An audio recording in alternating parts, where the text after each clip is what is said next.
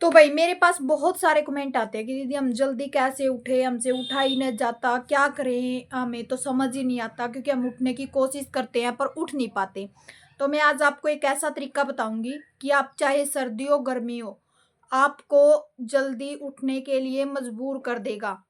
क्योंकि ये 2-3 चीज़ ऐसी आपकी लाइफ चेंज करने के लिए बहुत ज़रूरी हैं। हर किसी की लाइफ में होता है कि भई चेंज होना बहुत ज़रूरी है। क्योंकि हम एक ही जगह एक ही काम करते रहेंगे या फिर कुछ भी एक ही जगह अटके रहेंगे ना, तो वो हमारे लिए हानिकारक है, हमें आगे बढ़ना बहुत ज़रूरी होता है। आपको पता होगा जब पानी इकट्ठा हो जाता है तो वो भी सड़ने लग जाता है और उसमें से भी बदबू आनी शुरू हो जाती है। तो वो कितनी बीमारियां फैला देता है। इसी तरीके से ज़िंदगी है भाई, ज़िंदगी को अगर हम आगे नहीं बढ़ाएँगे, तो आने वाला समय में क्या होगा हमें खुद भी अंदाज़ा नहीं है। तो पहली बात, नींद पे बात करते हैं कि बहुत सारे कमेंट आते हैं कि दीदी हमें सुबह 4 बजे उठा ही नहीं जाता। तो मैं बता दूँ आपको, उठने को तो मैं भी वैसे 4 बजे आपको बहुत है कि कम ही मिलती हूँ। आपको पता व्लॉग्स मेरे पिछले व्लॉग्स में तो काफ़ी बार मैं मतलब दिखाती भी हूँ आपको सुबह उठ लेती हूँ। बाकी मेरा मिनिमम टाइम 5 बजे का होता ही होता है कि मैं 5 बजे उठ लेती हूँ। पर जिस दिन मेरे को ये लगता है कि आज मेरा टारगेट कंप्लीट नहीं है, उस दिन मैं चाहे 3 बजे उठूँ, चाहे 4 बजे उठूँ, मुझे उठना ही होता है हर हाल में। वही चीज़ें आपके लिए हैं। आप एक दिन का हर रोज़ का एक टारगेट बनाओ कि मुझे ये टारगेट अपना कंप्लीट करना है। पहले अपना हर रोज़ का सुबह का टारगेट बनाओ और नाइट में सुबह उठने के लिए सबसे ज़्यादा ज़रूरी चीज़ होती है कि हमें नाइट में जल्दी सोना होता है।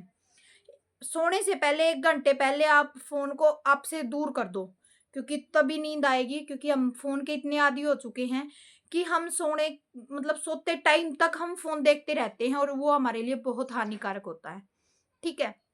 सोने से पहले 1 घंटे पहले आपका फ़ोन आपसे दूर होना चाहिए, ताकि आपका माइंड रिलैक्स हो सके और उससे हमें नींद अच्छे तरीके से आ सके।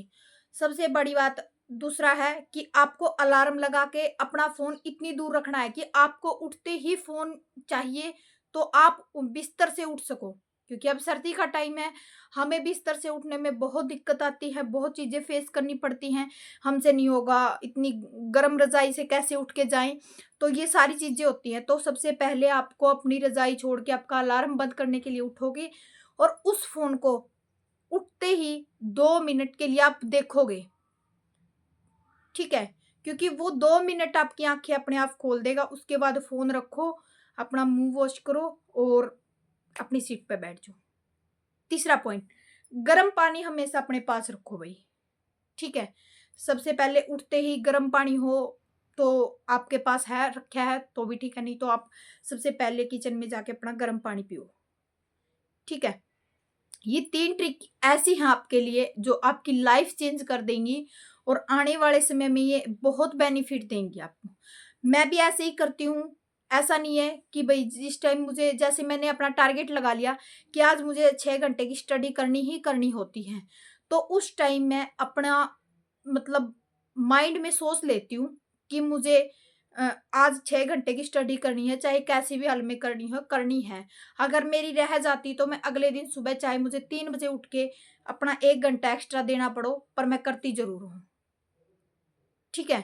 क्योंकि ये हमारे लिए बहुत ज़रूरी है, जब तक हम अपने माइंड में ये चीज़ें सेट नहीं करेंगे कि हमें कल के लिए क्या करना है।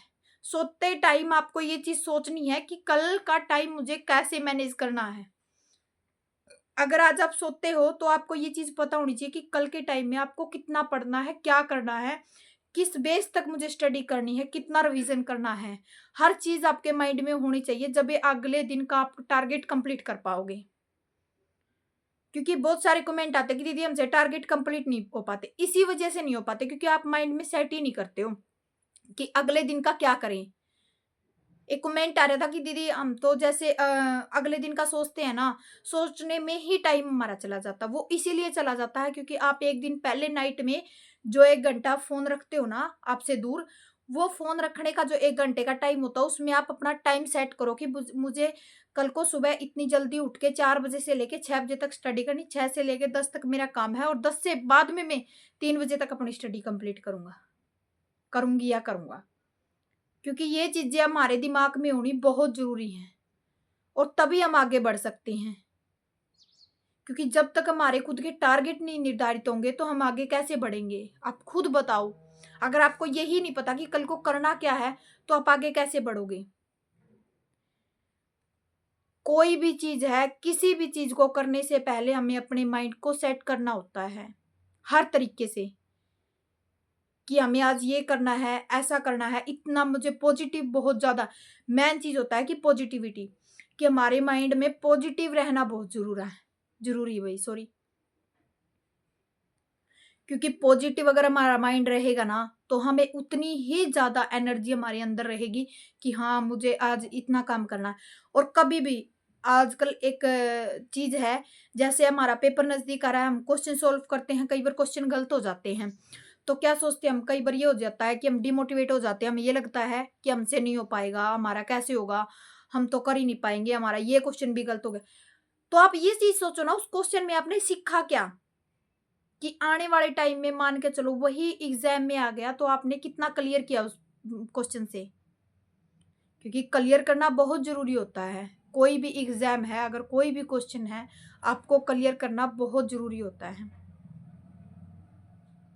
आप उस क्वेश्चन को रिवाइज़ करो, उस क्वेश्चन में देखो कि आपको कहाँ मिस्टेक हुई, पढ़ने में मिस्टेक हुई है, आंसर में मिस्टेक हुई है, या फिर मैंने जो पैटर्न किया है उसमें मिस्टेक हुई है। ये चीज़ें हमारी लाइफ की बहुत बड़ी चीज़ें होती हैं, जो हमारी लाइफ चेंज करती हैं। हमें अपनी छोटी-छोटी चीज़ों पर ही निर्धारित करना पड़ता है हमारा लक्ष्य। और जब हम छोटी-छोटी चीज़ें का बेस बनाना शुरू कर देते हैं ना, वो बेस हमारी चढ़ती सीढ़ियों का लक्ष्य निर्धारित करता है। कभी भी अपने आप को डिमोटिवेट ना होने दिया करो, और कभी भी किसी दूसरे के साथ में अपना कंपैरिज़न मत करना। कभी भी। मैंने बहुत सारे बच्चे देखे हैं, बहुत सारे सुने भी हैं कि एक दूसरे पे का मतलब वो करते हैं, कंपटीशन करते हैं, कभी भी मत किया करो। आप जैसे हो बिल्कुल ओके हो, जैसे परमात्मा ने बनाए हो बिल्कुल ठीक हो। किसी भी चीज़ में मत किया करो, किसी भी चीज़ में। क्योंकि हर इंसान एक जैसा नहीं होता कभी भी। क्योंकि किसी न किसी की सोचने की शक्ति अलग होती है, किसी की समझने की शक्ति अलग होती है, ठीक है ना? वो हमारे ऊपर डिपेंड करता है कि हम किस वे में कि दूसरे को देखते हैं, या दूसरा हमें किस वे में देखता है। देखने दो उसको जैसा भी देखता है, सिर्फ़ हमें अपनी चीज़ों पे फ़ोकस करना है और हमें अपने लक्ष्य को निर्धारित करना है। कभी भी डिमोटिवेट तो बिल्कुल नहीं होना है, और पॉज़िटिविटी मेन चीज़ होती है हमारे, पॉज़िटिविटी हमें बहुत ज़्यादा ज़रूरी होती है। अगर आप आपको कुछ नेगेटिव भी दिखता है ना, कोई नेगेटिव कुछ बोलता भी, तो उस चीज़ को भी आप पॉज़िटिव वे में लिया करो कि मुझे पॉज़िटिव चीज़ें ही चाहिए, ताकि जो मैंने सोच रखा है वो मैं कंप्लीट कर सकूँ। क्योंकि हमारे आस-पास इतनी नेगेटिविटी होती है कि मतलब माइंड सोचने पे मजबूर हो जाता है, पर हमें अपने माइंड को इतना कंट्रोल में करना है कि हमें उन चीज़ों से दूर रहना है। वो हमारे लिए ज़रूरी है। अगर हम नेगेटिव चीज़ों पर ज़्यादा ध्यान देंगे, तो हम अपने लक्ष्य तक नहीं पहुँच पाएँगे भई, ठीक है? और नींद कंट्रोल करने का मैंने आपको बता दिया है, मैं ऐसा ही करती हूँ। गर्म पानी हमेशा अपने पास रखो भई, और फ़ोन को हमेशा अपने से दूर रखो थोड़ा, बहुत ज़रूरी है, ठीक है ना? और पढ़ते टाइम जब भी आप पढ़ते हो ना, इसको फ्लाइट मोड पे कर दिया करो। अगर किसी के वाई-फाई है तो आपको पता है कि फ्लाइट मोड पे कर दिया करो, वरना साइलेंट मोड पे रखा करो अपने फ़ोन को पढ़ते टाइम। ताकि जितना भी आपने पढ़ना है और पूरे माइंड पूरे ध्यान से पढ़ना है, तो आपको अपने फ़ोन से भई दूर रहना पड़ेगा। मैंने एक ऐप भी बता रखी है, उसमें जाके आप अपने व्हाट्सएप है, इंस्टाग्राम है, फेसबुक है, उसको आप ऐप को बंद कर सकते हो। वो चीज़ें मैंने सारी दूसरी वीडियो में बता भी रखी हैं, ठीक है? तो आज की यही छोटी ही वीडियो थी। अब भी कोई क्वेश्चन हो तो ज़रूर बता दियो। बाकी आपको पता है कि एचटेट एग्ज़ाम अब दिसंबर में ही होगा, क्योंकि पंकज अग्रवाल हैं जो चेयरमैन आ चुके हैं भिवानी बोर्ड के, तो अब जल्दी ही अपनी एचटेट एग्ज़ाम डेट आने वाली है।